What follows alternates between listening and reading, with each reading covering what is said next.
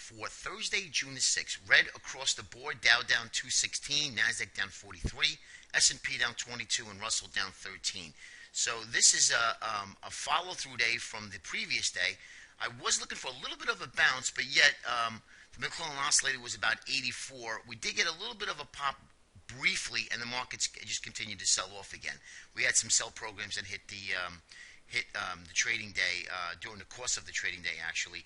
And now the McClellan oscillator is reading 107. This is extreme, guys. Now, this is what I'm saying about a bounce. And remember, I mentioned oversold or overbought is not a buy end or a sell signal, right? So we always have to be aware of that. And if you're looking to get short the market, now is really not the time. If you're day trading, that's fine. You pick your spots, you put your stops where you are, where you think they would where they would be, and then you would just leave it at that and let the trade work for you. But now that we're at these levels, remember November we were down here at about I think we were at 98 or 97, and look what happened. Fueled a big rally in November, and then we actually we went sideways in the NYMO, but the markets continue to grind higher up until May. So now we're down at 107. So you got to be really careful here, looking for that bounce to re-enter short. Now, what do we mean? I got a couple emails saying, what do you mean, you want to enter short again? If the market bounces, wouldn't you want to get long the market? Yeah, sure, absolutely. But we need the market to tell us what to do, really. We want to take a cue from what the markets are doing, right? Price is king, and price is what pays us. So down here at 107, I'm looking for a dead cat bounce, meaning a bounce with low volume, very weak to the upside. And then once we get into our pivotal resistance areas and fail, right? If price fails and then starts to roll back down again, that's a cue for me and a trigger to get short the market, okay? That's what I mean by looking to re-enter short. I'm not looking to short the market down here. Risk is not in your favor if you're looking to get short. We are at extreme areas here where a bounce is inevitable, and as you know, buyers of dips have been notorious. Right now, the buyers that have been buying up at these areas at early May, mid-May, are underwater. They're already liquidating their position. Now, you'll see at certain key areas, which I'll show you on a chart, where the stops are more than likely in place, and if they start to break down, they'll just flush the market out totally and flush out all the weak longs, and then start the new trend higher. But right now, we are looking for a dead cat bounce. Now today we had ECB and Bank of England rate decision. I don't think that's going to be much of an event risk. I do believe that tomorrow non-farm payrolls are going to be really, really key, especially that the Fed talking about reducing its asset purchase program, so QE. So this is going to be a real big event for tomorrow, and maybe the markets today, and meaning why I'm looking for more of a bounce. A weak bounce is maybe like a slow grind up, and I'll show that to you in the charts in a moment, because we are really not going to do much today other than grind. If the markets are light, they usually do grind higher. Just keep that in mind. All right, I just want to show you a couple things, nothing really big. What did happen was copper did hold its own, actually almost broke out yesterday, so definitely divergent from what equities are doing, so that's a big thing as well. The SPX really, we're at trendline support, and I want to show you that in a moment. Look at the VIX. We did break out higher here, but it didn't close above its previous swing high here, right here. This is what we're looking for, that 1820. We got to break that 1820, and then we continue to go higher. But as you can see, we're outside of the Bollinger Bands. Let's see what happens today. If we close inside and the markets pull back again, then this will probably produce some sort of a buy signal for equities. Okay, and just lastly, let me just show you the CBOE, 118, bearish. So we do have fear creeping into the markets. And remember, I mentioned to you a couple weeks back, option market is pricing in fear coming into the markets. And that was like 2 weeks back when this first pop right up in this area here. So not bad, not a bad sign. You could look at the options market. They actually gives you a good sign here. Okay, now we're going to get into our indicators. Our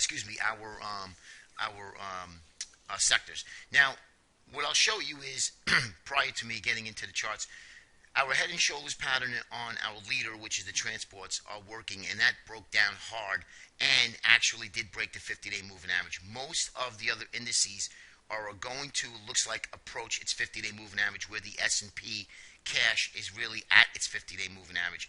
So I mentioned 1600. We got as low as, I think, 1604 or 1603 yesterday. So we are at support now. Probably going to look for some sort of a bounce back up to the 1620-ish area, maybe even 1630, 35, but I think that'll really cap it. And then I think we would probably roll from there, take out the 50-day moving average. My target right now is probably 1576, give or take plus or minus 10 points. 76, 86, right up in here where this cluster of support area, you see the volume profiles. So right up in this band, I'm probably looking at where our market would likely pull back and then probably rally from there. Of course, we would reevaluate it as the markets start to move lower. Okay, as you can see here, spiders, same thing. We're almost at the 50-day moving average here. We do have a long-term trend line support, which is here as well, and we also have our horizontal area support. So we have a good confluence area of support here at the 160-ish area. So 160, 160 and a half. I think even if the markets pull back a little bit today, if the market gap lowered this morning and then hold an area, I would be looking to buy the market. That's going to be my cue for today. However, we are up about 4 or 5.5 points in equities. We'll see if it holds, but even if it doesn't hold, or if it holds, or maybe let's say we get into the flat line, I'm going to probably look at one point to buy the market today. Now, that actually changes during the course of the day. That is my first analysis going into the morning's opening, and then we will obviously reevaluate it. We start taking out yesterday's low, then obviously all bets are off to the upside. And at one point, we could still get that rally. So just keep that in the back of your mind, guys, okay? Especially for those of you who are trading intraday. And here's a 30-minute chart just to show you where we are here.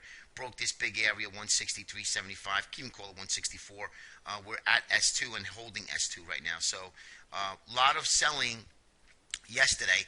Not a lot of volume, but a lot of selling. Really what it was sell programs. Once the tick hit certain levels, the markets actually came into pressure with some sell programs. So I think that was I think I mentioned I saw 2 sell programs hit during the course of the day. May have been even more. And that's what really held the market lower. So we tried to get a bounce, and that really didn't materialize. Here we go. Diamonds breaking that long-term trend line support, as you can see here. Horizontal support right now, plus the 50-day moving average. So this is going to be a big level, 148.75, call it, on the diamonds. Here is our leader, as you can see. I mentioned this head and shoulders pattern last week. Actually broke out, validated. So what I'm looking for now, and obviously this was unexpected. I didn't expect this big move lower yesterday in the transports. But if I'm looking for a pullback, not even now we're down at these areas here, probably looking at the 111.60 area, maybe even back to the 50-day moving average. Some sort of a creep up, weak bounce, maybe form some sort of a bear flag into this neckline and then fail again. That's going to be really the cue to get short the market here, okay? So interesting developments, but the definitely leader is breaking down. And as you can see here on the IWMs, finally IWMs did break down and broke this long-term trendline support area right up in here, as you can see. So not looking too good here in the short term. I think the medium term, we do have some technical damage. Obviously, we broke the 20-day moving average, broke some trendline support areas. But we are holding now, looking for this key area of the 50-day moving average for the Russell. Probably going to have a magnet to that area. Usually is. Once it breaks the 20, it usually just kind of gets right to the 50-day moving average, and then we would basically reevaluate that. Now, Goldman actually held the 20-day moving average, but you see, once the market starts to sell off, a lot of market participants and retail, they have to sell stock, good positions to finance bad positions, and that's what happens here. And as you can see here, we held nicely for the 20. So Goldman actually acting not bad, but the banking sector itself got destroyed yesterday. As you can see, broke the 20-day moving average, and it looks like we're going to migrate to the 50. So you can see pattern recognition. It looks like this. It looks like the market's going to want to go to the 50-day moving average in all of these key sectors. Okay. Transports, as you know, broke that key sector. Apple a little bit under pressure on that Samsung patent case. They won that patent case against Apple. But again, if you look at it, really held up nicely yesterday. Again, still holding up well, and we're flatlining here. So this is actually a good spot. I think if you take out 455, I think it's going to be off to the races. At least you're going to get to the 470. But if we break this area here, this little congestion area, then I think you're going to really end up going back to the 418, 420 area, which is this longer term red downtrend line. So right now, Apple's got a decision to make which way it's going to go. Right now, the longer term picture, we have an inverted head and shoulders bullish, and then we still have this bearish head and shoulders pattern, which measured down to 363, and this one at 555. So right now, it's indecisive. A little bit, much more of this backing and filling here. This right shoulder is going to really be negated here, so we're going to have to redo this pattern. So we'll just see what happens here, but actually holding up pretty well. And lastly is the Qs, as you can see, really broke down miserably. And again, look where the 50-day moving average is. So it looks like the markets are going to want to test the 50-day moving average. Not that it's going to go straight down, not that it can't, but I like to see, the market wants to instill the max pain on bulls and bears. And there's no two ways about it, doing this for so long. So I would say that, excuse me, the markets might want to bounce, dead cat bounce, and then we look to reshort this market. Okay, that's what my outlook is for today. All right, guys, have a great day. Be careful out there.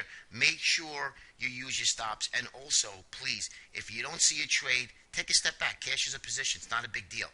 Have your ammo ready and ready for attack when the market does, when the market is very easy. You'll see it. You'll clearly see it, and then you'll be ready for it. Have a great day, everybody. We'll talk to you tomorrow. Bye-bye.